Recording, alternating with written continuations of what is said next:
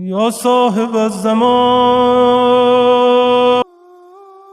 Comment le croyant concilie-t-il les promesses divines dans le Coran concernant la victoire et le fait que la terre sera remplie d'injustice et de tyrannie avant la venue de l'imam?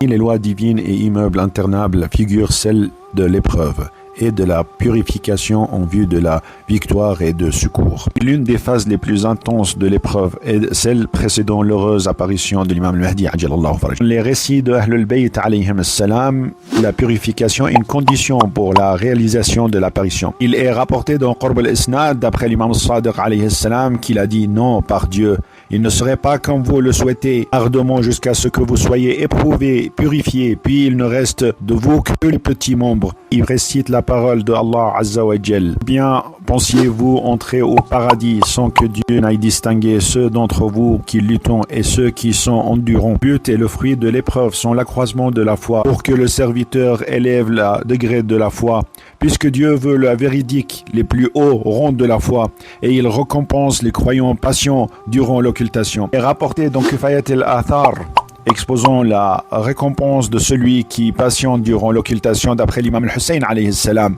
dans un long récit décrivant l'occultation de l'Qa'im alayhi salam. Celui qui patiente durant son occultation malgré les torts et les dénégations est comme celui qui combat à l'épée devant le messager de Dieu Allahu alayhi wa alayhi. Des nombreux versets et récits clarifiant la sagesse de l'épreuve qui démontrent les passions du faux croyant et sépare les sincères des hypocrites.